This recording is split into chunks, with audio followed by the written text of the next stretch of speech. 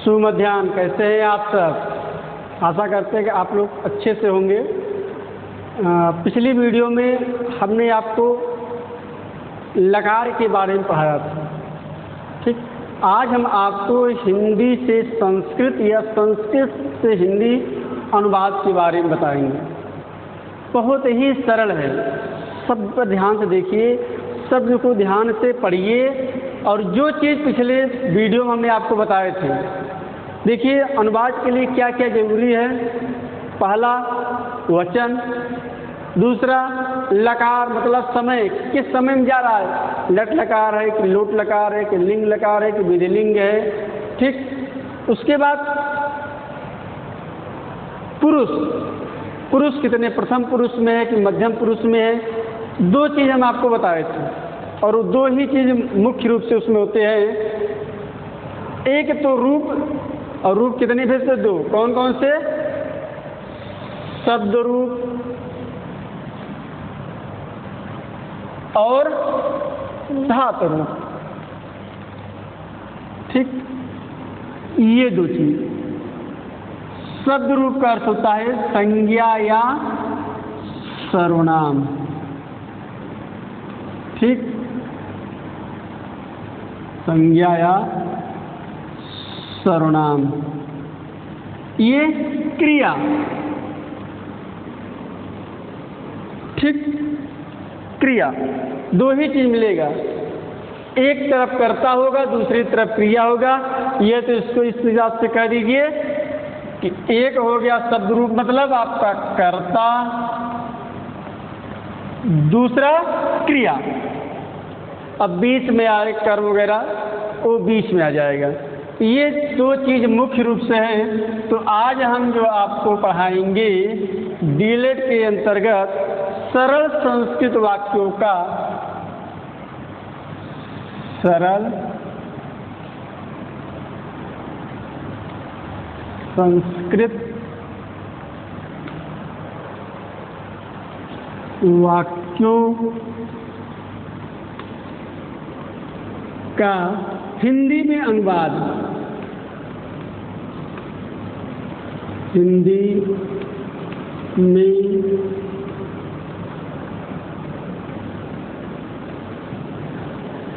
अनुवाद, ठीक। क्या है? सरल संस्कृत वाक्यों का हिंदी में अनुवाद। अनुवाद के लिए क्या जरूरी है? देखिए, सबसे महत्वपूर्ण चीज अनुवाद के लिए कर्ता जिस वचन में होगा उसी वचन में क्रिया भी होगा, ठीक। कर्ता जिस पुरुष एवं वचन में होगा, क्रिया भी उसी पुरुष और वचन में होगा।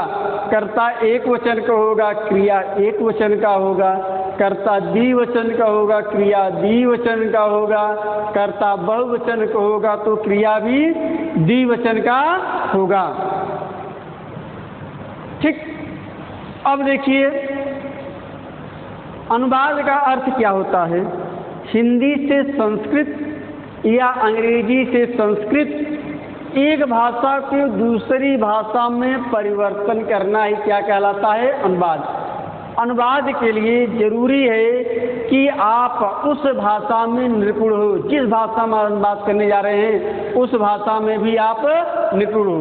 तो हिंदी से संस्कृत यानी एक भाषा को दूसरी भाषा में परिवर्तन करना ही क्या कहलाता है?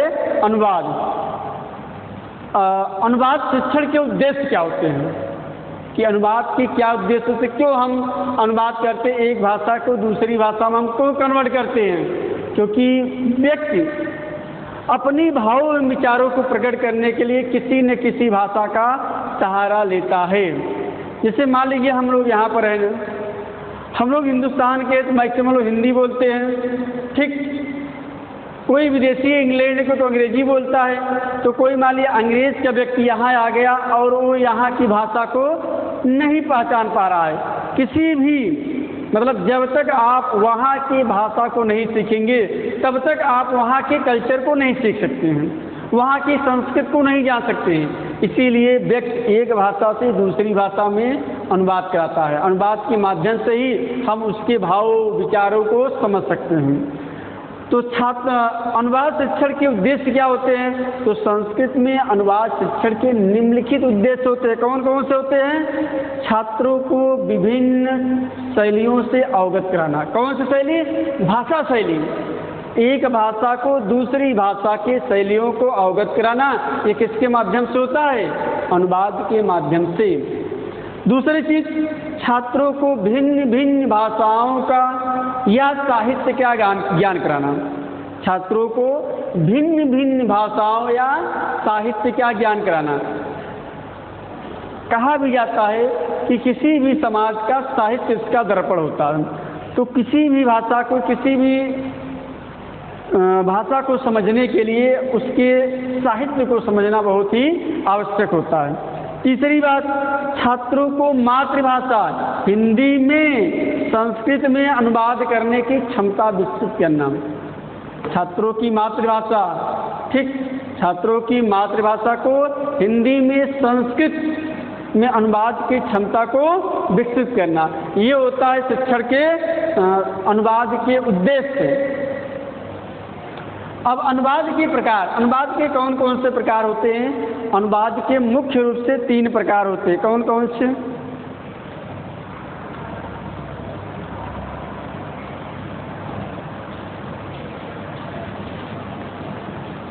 अक्षरांश अनुवाद। मान लीजिए अनुवाद के प्रकार, कभी कभी पूछ लेता है कि अनुवाद के कितने प्रकार होते हैं। तो अनुवाद के कितने प्रकार होते हैं? अनुवाद के 3 प्रकार होते हैं। कौन कौन से? पहला है अक्षरांश अनुवाद, दूसरा तथ्यानुवाद,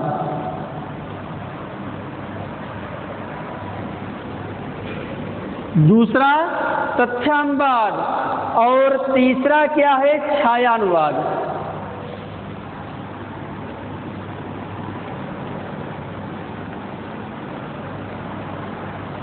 तीसरा क्या है? छायानुवाद। कभी कभी एग्जाम में पूछ लेता है कि अनुवाद कितने प्रकार से होते हैं। अनुवाद 3 प्रकार के होते हैं, अक्षरांश अनुवाद, तथ्यानुवाद और छायानुवाद। अक्षरांश अनुवाद में क्या होता है? अक्षरांश अनुवाद में हूबहू उस शब्द के अर्थ को अनुवाद में कर दिया जाता है। अक्षरांश नाम ही ना अक्षरांश, अक्षर एक शब्द का जिस शब्द में होगा उसी शब्द का दूसरी भाषा में वैसे ही कन्वर्ट कर देना, परिवर्तन कर देना, अक्षरांश अनुवाद कहलाता है। दूसरा तथ्यानुवाद, इसमें मूल भाषा के भाषा एवं शैली को परिवर्तित किया जाता है। इसमें भाषा एवं शैली को परिवर्तन कर दिया जाता है। जैसे अनुवाद में कुछ बढ़ा चढ़ाकर, तो इसकी भाषा एवं शैली को जब आप परिवर्तन कर देते हो तो क्या कहलाता है? तथ्यानुवाद। तीसरा है छायानुवाद। छायानुवाद मतलब उस नाम ही है छायानुवाद, उस अनुवाद की हूबहू करना, छाया जिसे कहते हैं ना कि फोटोस्टेट, फोटो करना, वही होता है, इसका नकल करना ही छाया अनुवाद कहलाता है। अब देखिए संस्कृत में अनुवाद करते समय किन किन नियमों का ध्यान करना पड़ता है। अभी हमने आपको पिछली कक्षाओं में पढ़ाया था कि संस्कृत में अनुवाद करने के नियम, ठीक। तो देखिए क्रम बाय क्रम चलते हैं। अनुवाद कार्य के नियम या अनुवाद के नियम, सबको मालूम है ये नियम, किन किन चीज़ों के नियम का पालन करना पड़ता है। अभी हमने कहा ना कि अनुवाद क्या था, हमने भी चर्चा भी किया था कि अनुवाद में कर्ता जिस पुरुष वचन में होगा, क्रिया भी उसी पुरुष वचन में होगा। यानी हमको क्या चाहिए? दो चीज़ों का हुआ, कर्ता जिस पुरुष वचन में होगा, यानी सबसे पहले हमें वचन चाहिए। वचन, वचन कितने प्रकार के? वचन का अर्थ क्या होता है? वचन का अर्थ होता है संख्या। वचन का अर्थ क्या होता है? संख्या। तो वचन कितने होते हैं? मैक्सिमम पूछता है वचन कितने होते हैं? 3। कौन कौन से? देखिए, पहला एक वचन, द्विवचन और तीसरा बहुवचन। हमने पिछली कक्षाओं में पढ़ा दिए थे, अनुवाद के नियम पढ़ाना, इसलिए हम आपको जल्दी जल्दी पढ़ा दे रहे हैं। लिंग कितने होते हैं? दूसरा लिंग, लिंग कितने होते हैं? 3। कौन कौन से?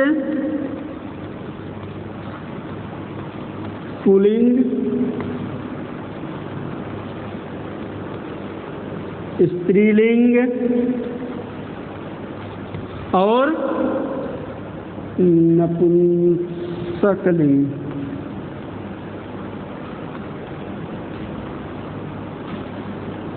ठीक, तो लिंग कितने होते हैं? 3। कौन कौन से? पुल्लिंग, पुल्लिंग किसे कहते हैं? जिससे पुरुष जात का बोध होता है उसे पुल्लिंग कहते हैं। स्त्रीलिंग, जिससे स्त्री जात का बोध होता है उसे स्त्रीलिंग कहते हैं। नपुंसकलिंग, जिसमें पुल्लिंग और स्त्रीलिंग दोनों का भेद न पाया जाए उसे क्या कहते हैं? स्त्रीलिंग। अब पुरुष कितने होते हैं देख लीजिए। पुरुष, पुरुष कितने होते हैं? 3। कौन कौन से? जल्दी जल्दी बताइए। प्रथम पुरुष,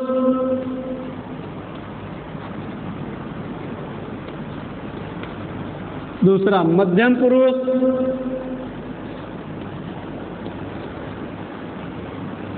तीसरा उत्तम पुरुष। अब एक चीज जो सबसे जरूरी है, लकार। लकार का मतलब समय, कि कौन किस समय का, वर्तमान काल का है, भूतकाल का है, भविष्य का है, क्या ये कर समय क्या है। तो लकार, लकार कितने होते हैं? लकार कुल 10 होते हैं, लेकिन माध्यमिक स्तर पर या उच्च प्राथमिक स्तर पर कितने लकारों का अध्ययन कराया जाता है? तो सिर्फ 5। तो कौन कौन से होते हैं? आगे देखिए। अब देखिए, उसके बाद कारक एवं विभक्ति।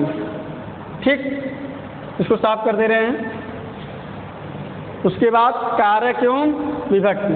संस्कृत में कारक कितने होते हैं? संस्कृत में कारक 6 होते हैं। विभक्तियाँ कितनी होती हैं? 7। सबका चिन्ह या निशान भी होता है। अब मान लीजिए एक अनुवाद समझ लीजिए, सिंपल सा, कल हमने बताया भी था। पट धातु का है लट लकार, पट धातु लट लकार। देखिए क्या करना पड़ता है इसमें, जल्दी जल्दी देखिए। पहले पुरुष कितने होते हैं? 3। प्रथम पुरुष, मध्यम पुरुष,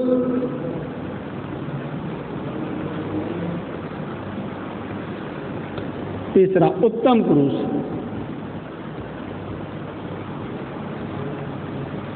वचन, वचन कितने होते हैं? 3। एक वचन, समझ लीजिए, एक मतलब एक वचन, द्विवचन एवं बहुवचन। ठीक, ये हो गए आपके वचन। जैसे अब देखिए अनुवाद करेंगे। सह पठत, सह पठत। अभी हमने कहा था कि कर्ता जिस वचन में होगा, जिस पुरुष जिस वचन में होगा, क्रिया भी उसी पुरुष वचन में होगा। यहाँ पर ये कर्ता है, ये क्या है? क्रिया। कर्ता एक वचन में होगा तो क्रिया भी एक वचन में होगा। तो स एक वचन में है तो क्रिया क्या होगा? एक वचन में, तो सह पठत। अब देखिए मान लीजिए कर्ता द्विवचन में है तो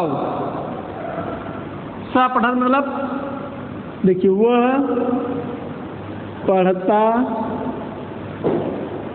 है। ठीक, अब मान लीजिए कर्ता द्विवचन में है तो क्रिया भी द्विवचन में होगा। ध्यान दीजिए यही चीज, कर्ता एक वचन में यहाँ था तो क्रिया भी एक वचन में है। कर्ता द्विवचन में होगा तो क्रिया भी किस में होगा? द्विवचन। पठति पठत है तो मतलब वे दोनों पढ़ते हैं, वे दोनों पढ़ते हैं।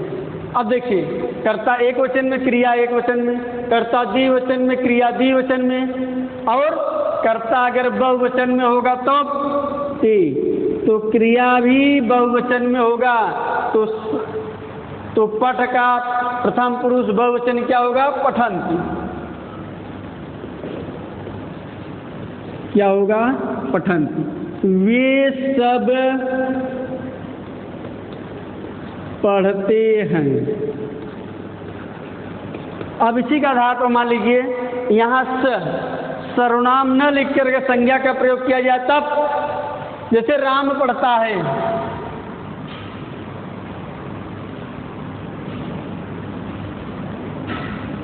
कर्ता क्या है? कर्ता क्या है? कर्ता राम है। राम एक वचन में है, तो राम का एक वचन क्या होगा? राम है। जब कर्ता एक वचन में है तो क्रिया भी एक वचन में होगा। पढ़ना है, राम पढ़ता है, ता है, ती है, तो क्या मान लिया है? लकार। सबसे पहले देखेंगे किस लकार में है, लट लकार का है कि लोट लकार का है कि लिट लकार का है कि लिंग लकार का है। तो इस हिसाब से जब लकार पकड़ में आ जाएगा तब कर्ता और क्रिया आसानी में पकड़ा जाएगा। ठीक। अब देखिए, तो ये पढ़ता है, लट लकार में है, तो हम किसका चलाएंगे धातु रूप? लट लकार का। तो रामः पठति।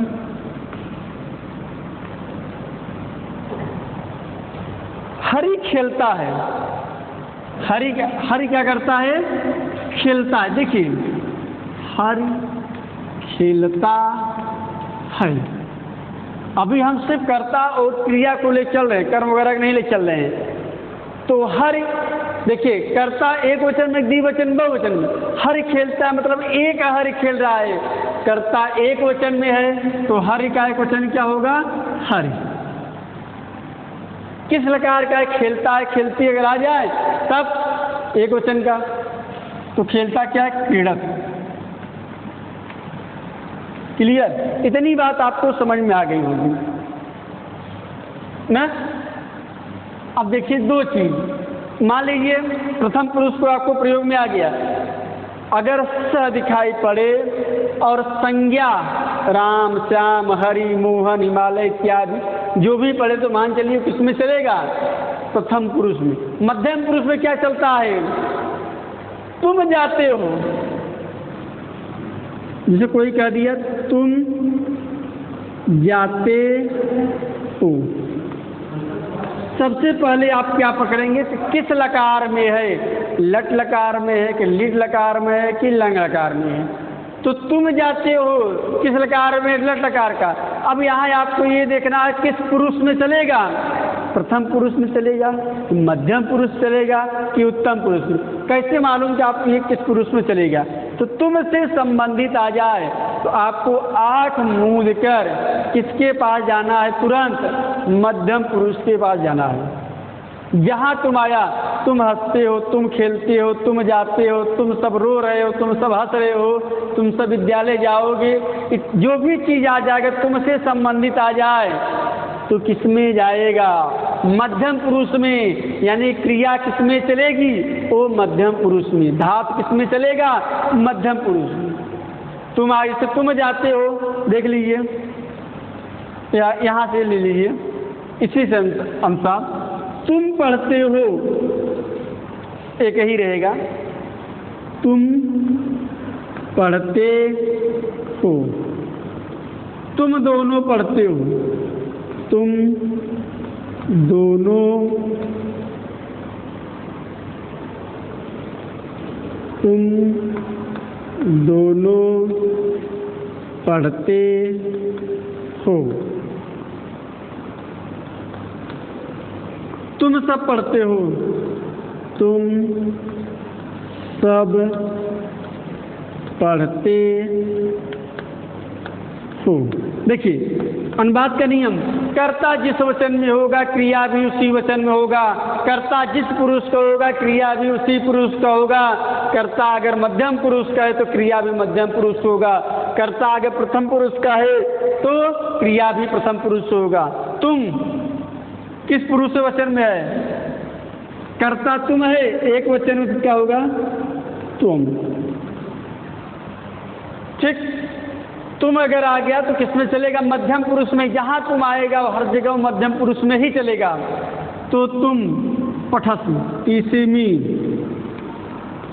कर्ता एक वचन क्रिया एक वचन में, कर्ता द्विवचन में क्रिया भी द्विवचन में। तुम युवाम क्या हुए? पठस पठथ।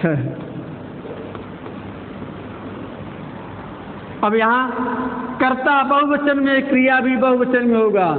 तुम युवाम युवम पठथ। अब उत्तम पुरुष में सबसे श्रेष्ठ। कैसे पता चलेगा कि कौन उत्तम पुरुष में चलेगा? दो तो क्लियर हो गए।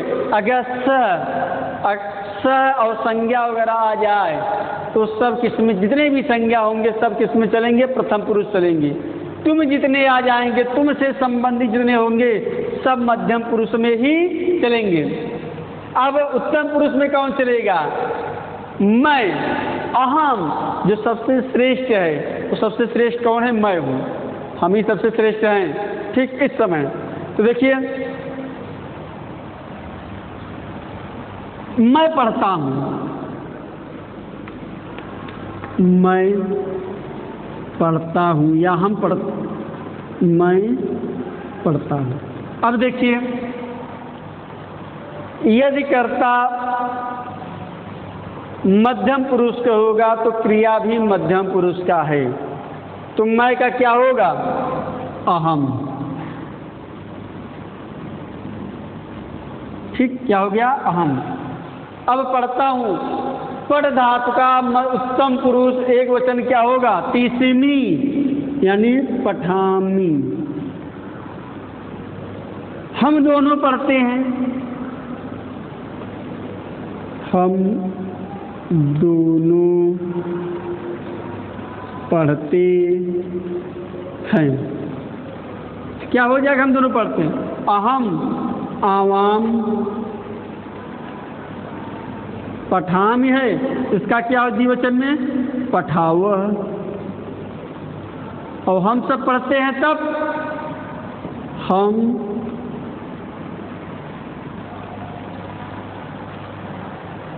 हम सब पढ़ते हैं। हम सब पढ़ते हैं क्या हो जाएगा? हम सब पढ़ते हैं। अहम आवाम वयम पठावमः वयम पठामः। क्लियर? अगर ये क्लियर हो गया होगा, समझ में आएगा, आगे की चीज आसानी से समझ में आ जाएगी। अभी आपको सिंपल में करता था क्रिया था, करता था क्रिया था, करता था क्रिया था, करता था। जैसे राम पढ़ता है, अकर्मक है सकर्मक है? अकर्मक है। राम कोई क्रिया नहीं पकड़ रहा है। क्यों? क्योंकि उस समय निर्धारित नहीं है। वह पढ़ता है, कौन पढ़ता है, कब से पढ़ रहा है, कुछ पता नहीं। ठीक, अगर वह 2 घंटे से पढ़ रहा है, वह 2 दिन से पढ़ रहा है, वह 2 साल से पढ़ रहा है, तब वह सकर्मक क्रिया तो कर रहा है लेकिन अकर्मक क्रिया कर रहा है, सकर्मक क्रिया नहीं। सकर्मक जिसमें कर्म हो वो सकर्मक क्रिया होगा। तो देखिए सिंपल सा चीज, इसमें करता क्रिया, करता क्रिया, करता क्रिया, कर्ता एक वचन में, क्रिया एक वचन में, कर्ता द्विवचन में, क्रिया द्विवचन में, कर्ता बहुवचन में, क्रिया भी बहुवचन में। ये प्रथम पुरुष में, तो ये भी प्रथम पुरुष में, ये प्रथम पुरुष में, ये भी, ये प्रथम पुरुष में, ये भी। अंतर कितना है? एक वचन, द्विवचन और बहुवचन का। मध्यम पुरुष कर्ता एक वचन, क्रिया एक वचन, कर्ता एक वचन द्विवचन का तो क्रिया भी द्विवचन, कर्ता द्विवचन क्रिया भी द्विवचन, कर्ता बहुवचन क्रिया भी द्विवचन। ठीक, ऐसे ये भी कर्ता एक वचन तो क्रिया भी एक वचन, कर्ता एक वचन, कर्ता द्विवचन क्रिया भी द्विवचन, कर्ता बहुवचन क्रिया भी द्विवचन। इतनी बात अगर आपको समझ में आ गई होगी, तब अब हम चलते हैं आपको लकार को लेकर कि कवन की, अभी तो ये लट लकार में था ना। अब देखिए, अब तो आपको इतनी बात समझ में आ गई होगी कि पुरुष एवं वचन, कर्ता एक वचन, सिंपल सा चीज है। अब यहाँ आपको कर्म के अनुसार देखना पड़ेगा। देखिए, अब हम लकार, लकार मतलब समय, अब समय के अनुसार आप पकड़ेंगे कि किसमें क्या है। ठीक, जैसे अब कर्म देखिए, कर्म चलते हैं। राम पुस्तक पढ़ता है, राम पुस्तक पढ़ता है। देखिए, अगर यही में राम पढ़ता है, राम पढ़ता है, अंतर दोनों में क्या है? हाँ? इसमें भी करता है, इसमें भी करता है, इसमें भी क्रिया, इसमें भी क्रिया है। क्या नहीं है? कर्म नहीं है। इसमें कर्म नहीं है, इसमें कर्म है। राम पढ़ता है, राम क्या पढ़ रहा है इसमें कुछ पता ही नहीं, यानी राम कोई कर्म नहीं कर रहा है। इसमें राम पुस्तक पढ़ता है, राम कर्म कर रहा है। कौन सा कर्म कर रहा है?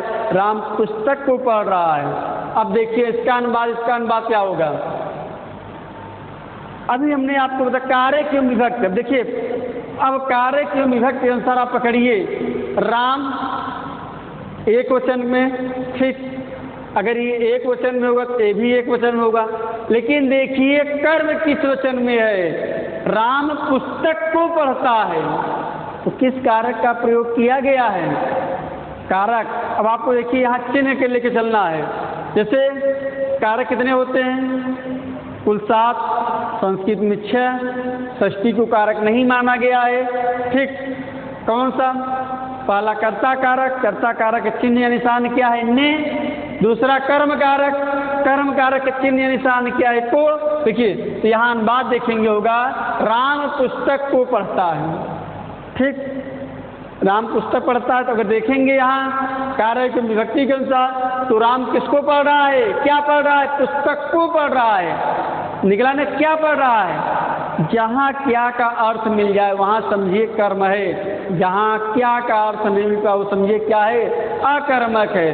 राम पढ़ता है, राम क्या पढ़ा कुछ पता ही नहीं है, सकर्मक कर्मक है, अकर्मक। राम पुस्तक को पढ़ता है, क्या पढ़ रहा है? पुस्तक पढ़ रहा है। क्या हुआ? ये सकर्मक हुआ। देखिए, अब देखिए राम का क्या होगा? कर्ता एक वचन में, क्रिया भी एक वचन में, राम। पुस्तक पढ़ रहा है ना, पुस्तक को पढ़ रहा है, किस विभक्ति में जाएगा? द्वितीया। राम, पुस्तक का द्वितीय क्या होगा? एक वचन, पुस्तकम पठत। देखिए, अब यहाँ पे हमने ता है ती है पता किया किस लकार में होगा, तो यहाँ से पता ता है ती है, तो यहाँ से पता चला कि भैया ये लट लकार का है। किस लकार का है? लट लकार। जब लकार हमें पता चल गया लट लकार का है, तो कर्ता जिस वचन में होगा क्रिया भी उस वचन में होगा। कर्ता एक वचन था तो क्रिया भी एक वचन का लगा दिया। ठीक, इतनी बात क्लियर हो गई। और जैसे लड़के गीत पढ़ते हैं, सॉरी, लड़के क्या पढ़ रहे हैं? गीता पढ़ते हैं। अब देखिए, इसमें एक वचन का प्रयोग था, लड़के गीता पढ़ते हैं। अब आप अनुवाद करिए, बहुत सरल है। जैसे राम पढ़ते हैं, राम पुस्तक को पढ़ता था, राम पुस्तक पढ़ता था, वही से लड़के गीता को पढ़ते हैं। ठीक, अब देखिए कर्ता एक वचन में है कि द्विवचन में है कि बहुवचन में है? देखिए, लड़का, लड़के, कर्ता एक वचन, द्विवचन, बहुवचन में। जब कर्ता पकड़ाएगा, कर्ता एक वचन में होगा तो क्रिया भी एक वचन में होगा, कर्ता द्विवचन में होगा तो क्रिया भी द्विवचन में होगा, कर्ता बहुवचन में होगा तो क्रिया भी बहुवचन में होगा। तो लड़के मतलब बहुत से बालक हैं, एक वचन के, द्विवचन के, बहुवचन के, तो ये बहुवचन। अगर एक वचन में तो बालक, दो वचन में तो बालको, बहुवचन में तो क्या होगा? बालका, बालको, बालका। तो क्या होगा? बालका। क्यों बालका होगा? क्योंकि ये बहुवचन में है। अब क्रिया भी बहुवचन में होगा, ठीक। गीता को गीताम, बहुवचन में क्या होगा? पठति पठता पठन्ति, ठीक। पठति पठता पठन्ति। अब देखिए, क्लियर। कर्ता एक वचन में है तो क्रिया भी एक वचन में होता था, कर्ता बहुवचन में है तो क्रिया भी बहुवचन। जैसे देखिए, बालक का बहुवचन क्या? बालका, बालको, बालका। प्रथम पुरुष पढ़ का बहुवचन क्या होगा? पठन। अब देखिए आगे, समझ में आया? बहुत अच्छी तरीके से आपको समझ में आ रहा होगा, एक वचन, द्विवचन और बहुवचन। अब देखिए, मान लीजिए वे दोनों गेंद खेलते हैं, वे दोनों गेंद खेलते, वे दोनों गेंद खेलते हैं। ता है, ते है, ती है, अगर आ जाए लास्ट में तो सबसे पहले हम लकार को पकड़ेंगे। किस लकार में है? तो ता है, ते है, ती है, मतलब लट लकार। ये किस लकार में है? लट लकार। अब देखेंगे किस पुरुष में है, किस पुरुष में है? वे दोनों आगे स तौ ते, या वे सब, वे दोनों का आए प्रथम पुरुष में। अब देखेंगे प्रथम पुरुष हमें मिल गया तो किस वचन में है? एक वचन में है कि द्विवचन में है कि बहुवचन में है? तो यहाँ क्या है? वे दोनों मतलब एक वचन, द्विवचन, बहुवचन, मतलब बता रहे द्वि मतलब दो वचन। तो स तौ, गेद क्या होगा? कंदुकम। क्या होगा? कंदुकम, कंदुकपन गेंद। और यहाँ पर द्विवचन में होगा, क्यों? अनुवाद देखेंगे, टोलेंगे हुआ गेंद से खेलता है, ठीक। कंदुकम। अब देखिए, खेलना, खेलना का धातु रूप क्या होगा?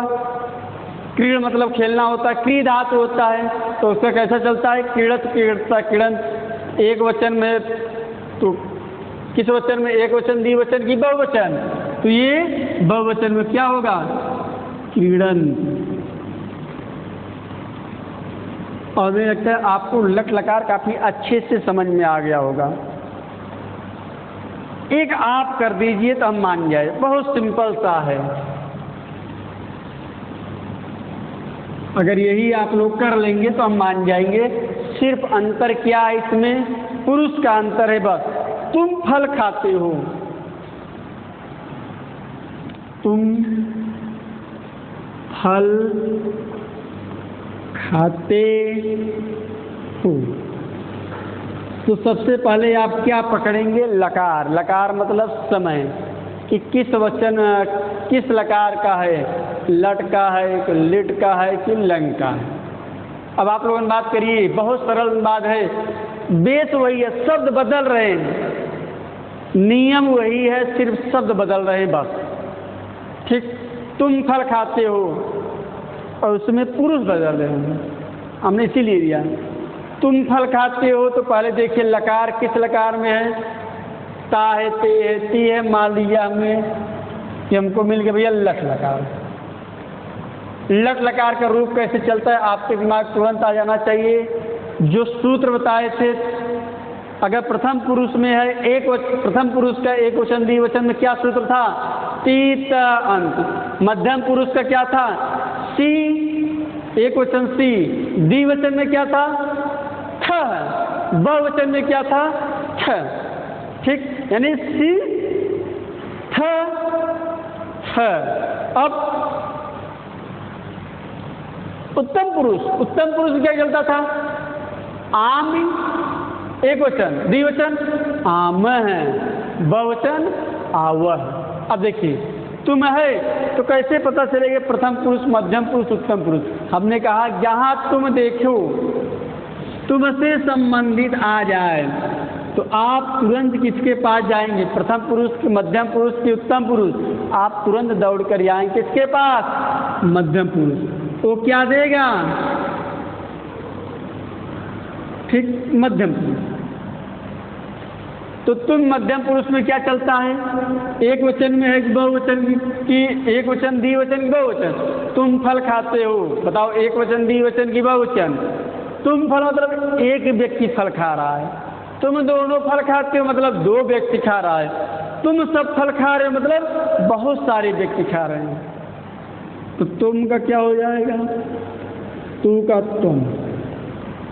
अनुवाद देखिए, अब इसमें कारक करिए, किस कारक में है? जहाँ कारक पकड़ में आया तहाँ वहाँ विभक्ति भी पकड़ में आ जाएगी।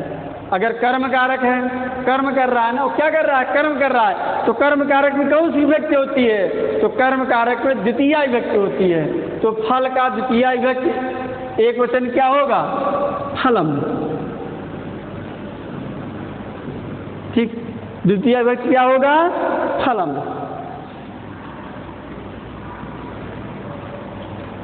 अब खाते हो, खादस।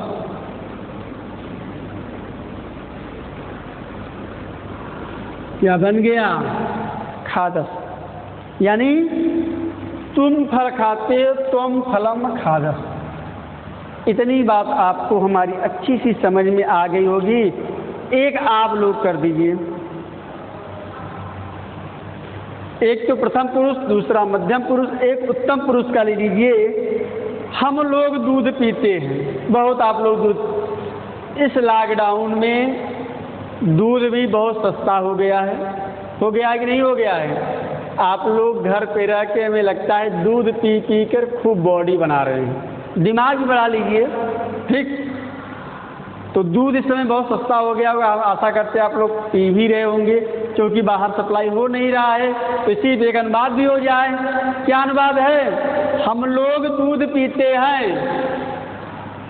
या हम सब दूध पीते हैं? हम लोग दूध पीते हैं।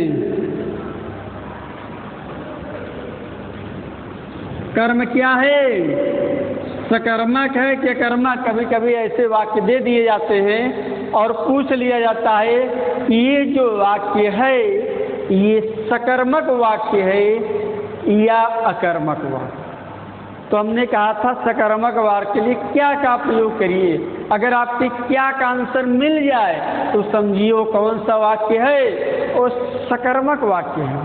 अगर क्या का आंसर नहीं मिलता तो कैसा वाक्य है? वो अकर्मक वाक्य। जैसे हम लोग पीते हैं या हम सब पीते हैं ना, हम सब पीते हैं।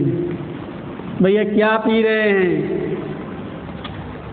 दूध पी रहे हैं कि मट्ठा पी रहे हैं कि पानी पी रहे हैं, कुछ पता ही नहीं है। तो यहाँ हम सब पीते हैं, क्या पीते हैं पता ही नहीं। तो वाक्य कैसा हो गया? ये अकर्मक वाक्य हो गया। और ये कैसा वाक्य हो गया? ये सकर्मक वाक्य हो गया। हम लोग दूध पीते हैं। चलिए अब अनुवाद करिए। एक अनुवाद है ये लट लकार, उसके बाद हम आपको लंग लकार पढ़ाएंगे। सिंपल सा है। पहले देखिए कि लकार कौन सा है? पे है, ती है, ता है, तो इसका मतलब क्या है? लट लकार। जब लट लकार का प्रयोग हो गया, देखिए किस पुरुष और किस वचन का है। जहाँ हम लोग आए तो वहाँ हम से संबंधित आए, मैं से संबंधित आए, तो किस पुरुष वचन में जाएगा? उत्तम पुरुष। अब एक वचन में द्विवचन की बहुवचन, हम लोग हैं तो अहम आवाम वयम। अब दूध है, दूध का द्वितीय एक बहुवचन क्या हो? दुग्धम। क्या होगा बताइए? दुग्धम। अब टी धातु है, मध्यम पुरुष एक वचन क्या चलता है? एक वचन में पिबामि, द्विवचन में पिबावः, बहुवचन में पिबामः।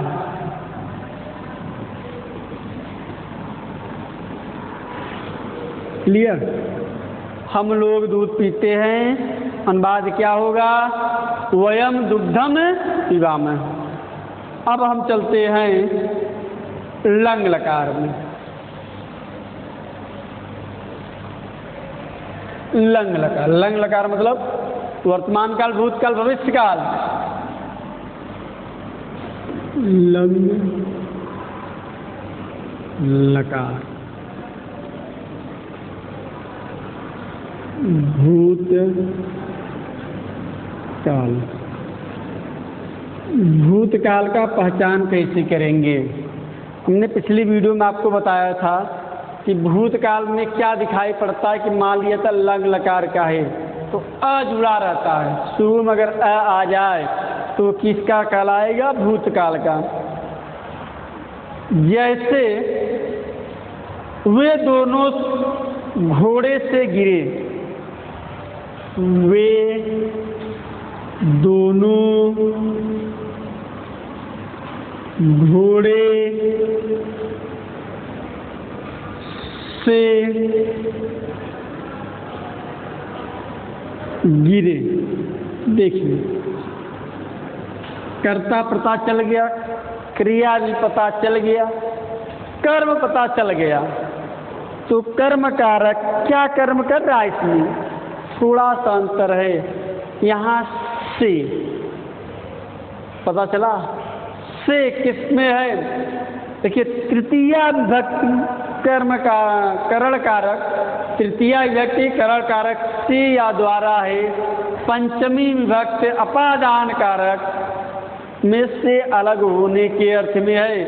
तो यहाँ देखिए तीन चीज का कर्ता पता चल गया, पहले लकार, वे दोनों घोड़े से गिरे, यानी वो दोनों घोड़े से गिर चुका है, यानी भूतकाल में जा रहा है। तो वे दोनों क्या होगा? तो मतलब वे दोनों घोड़े से गिरे। तो घोड़े से गिरे तो घोड़े में कौन सी व्यक्ति होगी? पंचमी व्यक्ति। तो पंचमी व्यक्ति का अश्व का पंचमी व्यक्ति एक वचन क्या होगा? बताइए, पंचमी व्यक्ति एक वचन अश्वात। अब एक ही व्यक्ति गिरेंगे तो एक वचन का प्रयोग किया जाएगा, द्विवचन दो गिरेंगे तो दो वचन में। तो क्या होगा?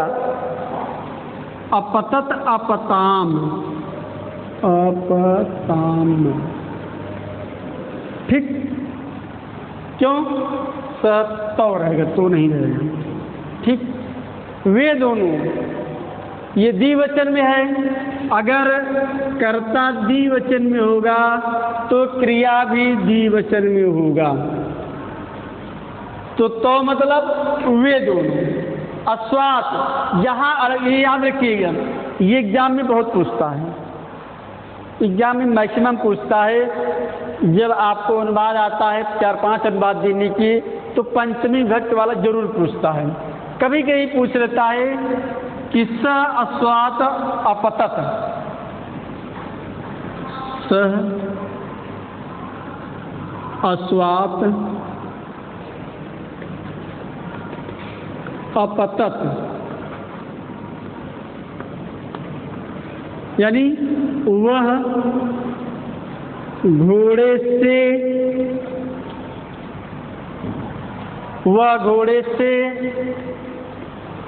गिरता है। ये हो गया। चलिए यहाँ लिखते हैं, बहुत ही महत्वपूर्ण है ये, 1 नंबर का क्वेश्चन जरूर पूछता है ये, इसलिए इसको ध्यान से पढ़िए और समझिए। वह घोड़े से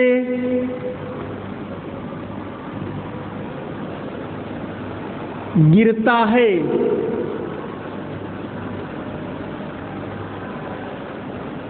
ठीक? अनुवाद करिए। कर्ता एक वचन का है, सह, क्रिया भी एक वचन का होगा। लकार है अपतत। ठीक, कर्ता एक वचन का हो तो क्रिया भी एक वचन का होगा। लकार है, ये लंग लकार का है, भूतकाल का, वो घोड़े से गिरता है। ठीक, वह घोड़े से गिरता है यानी गिर चुका है वो, तो क्या होगा? सह अस्वात अपतत। अब कभी कभी पूछता है कि इसमें पंचमी विभक्ति किसमें लगा हुआ है, ये चीज पूछिए कि घोड़े में लगा है कि गिरने में लगा है कि सह में लगा है। तो देखिए, जिससे अलग हुआ जाता है उसमें पंचमी विभक्ति का प्रयोग किया जाता है। किसमें? ये ठीक, मान लिया ऑब्जेक्टिव टाइप क्वेश्चन दे दिया कि स्वात्म पश्चिमी किसमें लगा है, स में लगा है कि अस्वात में लगा है कि अपतत में लगा है कि इनमें से कोई नहीं या इनमें से सभी। बताइए किसमें लगा है? एक चीज हमने आपको बताया अभी ट्रिक के माध्यम, यदि आपको आ रहा है तो आ रहा है, अगर पूछ रहा है पंचमी किसमें लगा हुआ है तो लास्ट में जिसमें स देखेंगे वो पंचमी विभक्ति का प्रयोग होता है। तो स अस्वातत पंचमी अस्वात में लगा हुआ है। ठीक, क्लियर? मान लीजिए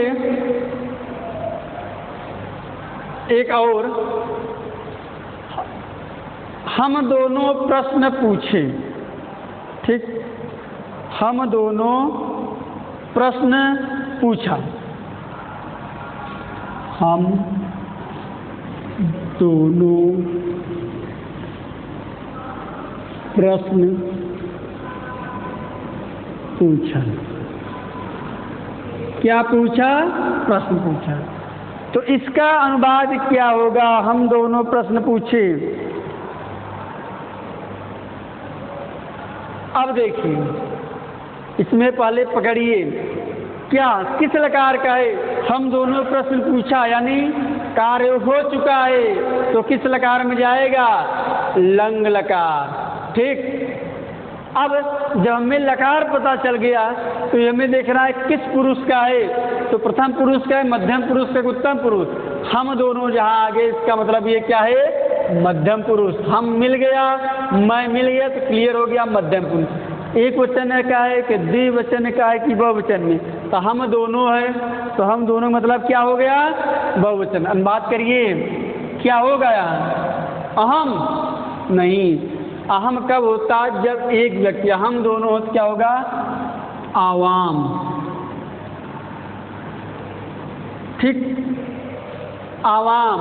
अब आगे क्या होगा? आप करिए, बहुत सरल है अनुवाद इसका, बताइए।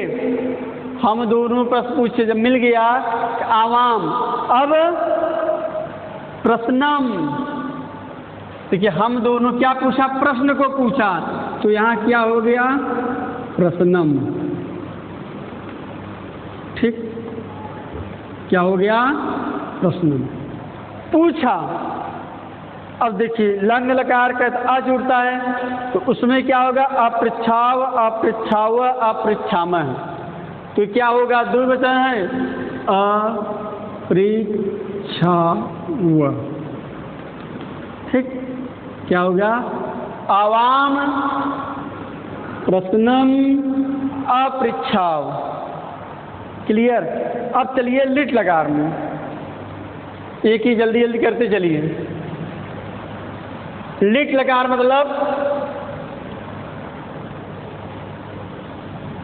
लिट लकार,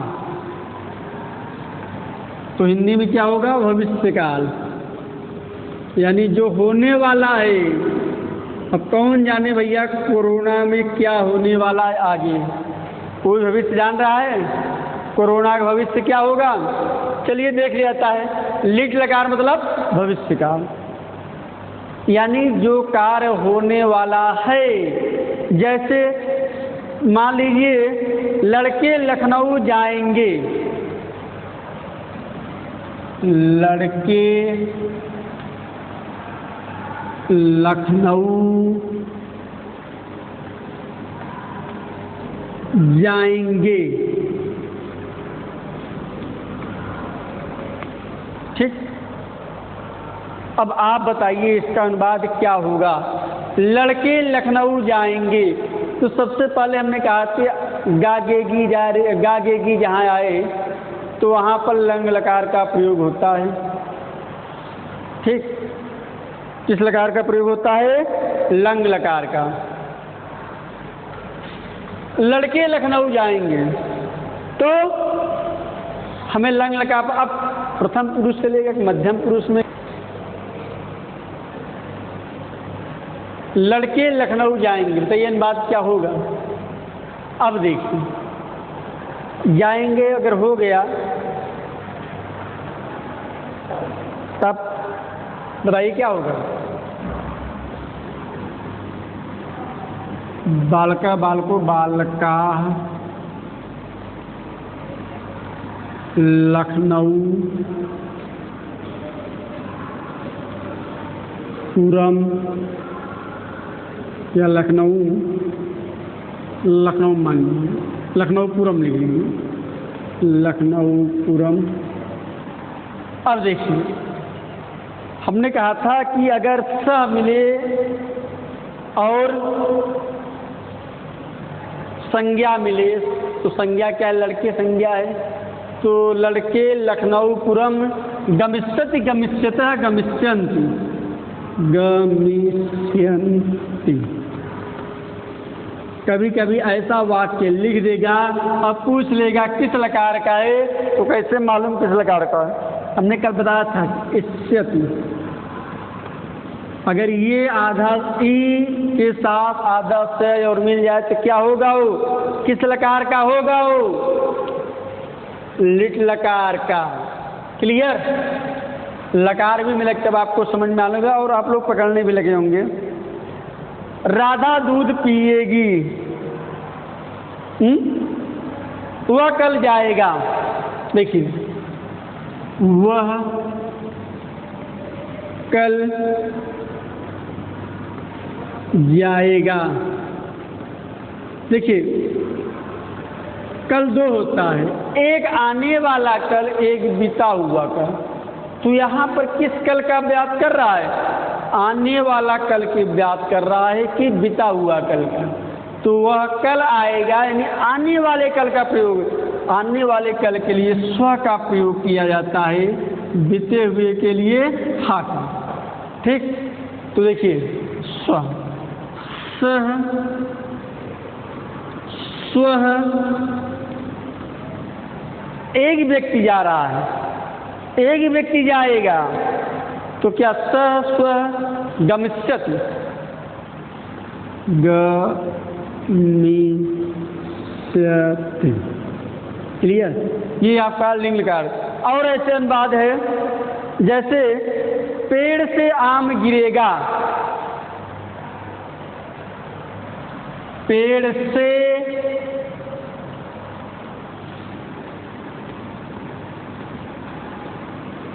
आम गिरेगा। देखिए, इसका अनुवाद करिए, बहुत सरल है। पेड़ से आम गिरेगा, जिससे अलग होता उसमें पंचमी वृक्षात आम्रम गिरेगा। इसका बताइए क्या होगा? पेड़ से आम गिरेगा, पतिष्यसि। ठीक, पेड़ से आम गिरेगा क्या हो गया? वृक्षाति आम्रम पतिष्यत्। कुछ गड़बड़ है, बताइए क्या गड़बड़ है? हमने गड़बड़ी इसमें कर दिया है, अब आप बताइए इसमें क्या गड़बड़ है? गड़बड़ी है, निश्चित रूप से है। और किसमें है? कर्ता और क्रिया में है। कर्ता एक वचन का होगा, क्रिया भी एक। जब यहाँ वृक्षात है, ठीक, और ये प्रथम पुरुष का है, एक वचन का है। तो देखिए क्या ये भी प्रथम पुरुष एक वचन का है? बताइए क्या? हमने आपका अगर एक वचन में होगा ते का प्रयोग होगा, द्विवचन में होगा, प्रथम पुरुष में होगा तो ती का प्रयोग होगा, मध्यम पुरुष में होगा तो सी का प्रयोग होगा, उत्तम पुरुष में होगा तो मी का प्रयोग होगा। तो यहाँ क्या गलत किए हैं? ये सही हो गया प्रतिशत। तो वृक्षाति आम्रम प्रतिशत। क्लियर? अब देख लीजिए दो और बचा है लोट लकार का। देखिए लोट लकार, लोटू, लोट लकार का रूप कैसे चलता है? हमने आपको रूप भी रटा दिए हैं, धातु रूप। लोट लकार आज्ञार्थक अर्थ में, जैसे पठ का है, पठ का लोट लकार कैसे चलता है? तो हमने कहा लोटू यानी उस, पठत पढ़ताम पठत। ठीक, तो अब आ जाइए थोड़ा एक दो हम लोग लोट लकार का देख लें, बहुत सरल है। जैसे मान लीजिए वह घर जाए, वह घर जाए, ये क्या है? लट लक, पहले देखिए लकार देखिए, लट लकार का है कि लोट लकार का है कि लिट लकार का है कि लंग लकार का। तो जहाँ आज्ञा दिया जाता है वहाँ लोट लकार का प्रयोग। वह घर जाए क्या हो गया है? आज्ञा दिया जा रहा है। वह कहाँ जाए? घर जाए। तब देखिए क्या होगा। अब देखिए जब लकार पता हो गया कि ये किस लकार का है, ये लोट लकार में, अब पुरुष से वचन में चले जाइए। प्रथम पुरुष में क्या होगा? सह। कहाँ जाए? घर को जाए। द्विवचन में सह गृहम। अब इसका क्या होगा? रूप गच्छ धातु का है, तो गच्छ धातु कैसे था? गच्छत गच्छताम गच्छन्ति। एक वचन का है, एक वचन का प्रयोग, द्विवचन का है तो द्विवचन का प्रयोग, बहुवचन है तो बहुवचन। तो क्या हो जाए? गच्छत गच्छताम में एक वचन में तो गच्छतु। वे दोनों घर जाएं, तब क्या अनुवाद होगा? तो गृहम गच्छतः, वे सब घर जाएं, ते गृहम गच्छन्ति, गच्छत गच्छतः गच्छन्तु। क्लियर? एक और देख लीजिए, हम दोनों क्या पढ़े? देखिए हम दोनों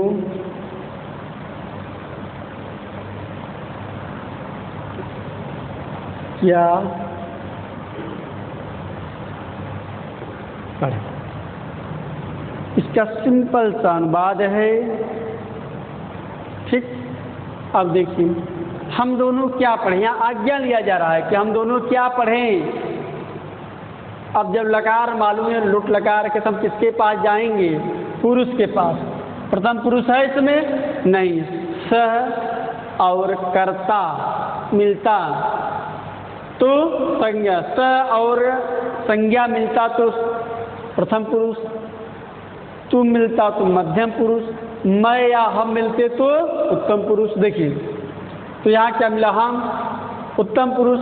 तो क्या है? एक वचन होगा तो एक वचन, द्विवचन है तो अहम आवाम। क्या पढ़े? किम।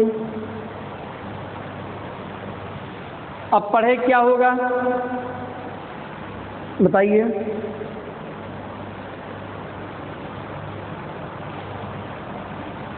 पठाओ, पठत पढ़ता पढ़त पढ़ता पठाओ, पठाओ में पठाओ में। ठीक, आवाम किम पठाओ, हम दोनों क्या पढ़ें। क्लियर? एक वचन का प्रथम पुरुष, मध्यम पुरुष, उत्तम पुरुष समझ में आ गया। लट लोट लिट समझ में आ गया होगा। तो ये था आपका लोट लकार।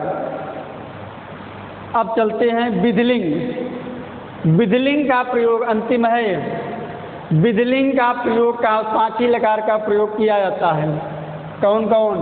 लट लकार, लिट लकार, लंग लकार और लोट लकार। विधिलिंग, विधि लिंग लकार किसके अर्थ में? चाहिए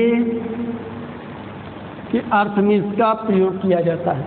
यानी इसके क्या भाव निकलेगा? चाहिए। जैसे गंगा जल पीना चाहिए,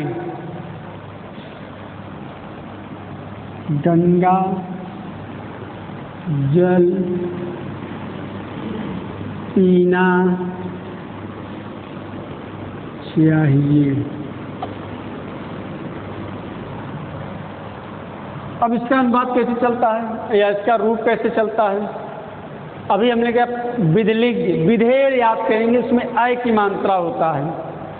गंगा जलम पिबेत पिबताम पिबेयु।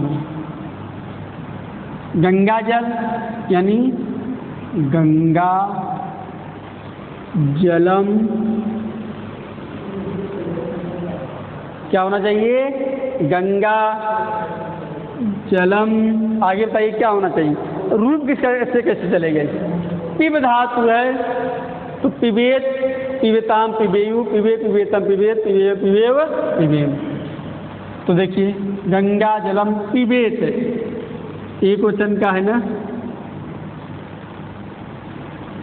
गंगा जलम पिबेत। और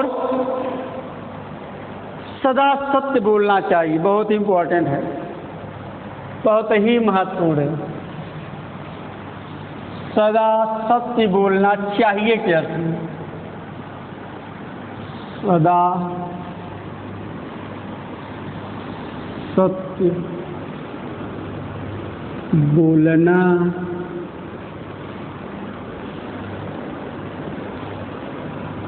चाहिए। सत्यम ब्रूयात प्रिय ब्रूयात, जो भी बोलो सत्य बोलो और प्रिय बोलो। सदा सत्यम ब्रूयात, सदा सत्यम ब्रूयात। ये था आज सरल संस्कृत वाक्यों का हिंदी में अनुवाद। 5 लकारों का हमने आपको बहुत ही आसानी से अनुवाद कराए, बहुत सरल ढंग से। आशा है कि आपको आसानी क्या उसमें समझना था। कर्ता था, कर्म था, क्रिया था। कर्ता एक वचन में था तो क्रिया भी एक वचन में हो गया। कर्ता प्रथम पुरुष का है तो क्रिया भी प्रथम पुरुष का होगा। कर्ता बहुवचन का होगा तो क्रिया भी बहुवचन का होगा। तो आज हम आपको 5 लकार, कौन कौन से? लट लकार, लट लकार मतलब वर्तमान काल, लिट लकार मतलब भविष्य काल, लंग लकार मतलब भूतकाल, लोट लकार मतलब आज्ञार्थक अर्थ में, और विधिलिंग लकार मतलब चाहिए के अर्थ में। ठीक, तो ये हमें आशा करते हैं कि आप अनुवाद को सरल ढंग से पहचान लिए होंगे और ये देखते ही मान आप अनुवाद कर लेंगे। सबसे ज़रूरी चीज़ 2 चीज़ का, आपको शब्द रूप और धातु रूप आपको याद करने पड़ेंगे। हमने शब्द रूप और धातु रूप आपको आसानी से याद करा दिए हैं 5 लकारों का। जैसे कोई कह दे कि पठेत किस लकार का है? पठेत, तो हमने कहा विधिलिंग, विधेर याद रखिए, विधेर। विधिलिंग को हम क्या पढ़ते? विधेर। ये एक ट्रिक है। विधेर का मतलब जिसमें आय की मात्रा शुरुआत होता है वो विधिलिंग में चलता है। ये हमारा अपना ट्रिक है, इसलिए पता चलता है कि किसमें क्या जुड़ता है। जैसे कोई कहते कि पठेत कहाँ का है, तो आप कहते विधेर। विधेर मतलब आय की मात्रा से, यानी किस लकार का है? ये विधिलिंग लकार का। जैसे कोई कहते कि पठत या पठंत, इस लकार किस वचन का है? तो हमने आपको कहा था लोटू, लोट लकार है ना। वैसे लोट लकार को हम क्या पढ़ते हैं? हम पढ़ते हैं, सब नहीं पढ़ते, सिर्फ हम पढ़ते हैं। हम क्या पढ़ते हैं? लोटू। क्यों? क्योंकि हमारा एक ट्रिक है कि ऊ की मात्रा अगर आ जाए तो किस लकार में होगा वो, लोट लकार में। ये हमारा अपना ट्रिक है। जैसे कोई कह दिया पठतु, आपको याद नहीं आ रहा है, तू है यानी किस में होगा, लोटू यानी लोट लकार में है। ठीक, हमें लगता है आपको आसानी समझ में अगर ट्रिक के माध्यम से आज इतना। अब आगे हम आपको नेक्स्ट में बताएंगे कारक एवं विभक्ति के द्वारा कैसे पहचाना जाता है कि किस कारक किस विभक्ति में प्रयोग किया गया है। धन्यवाद।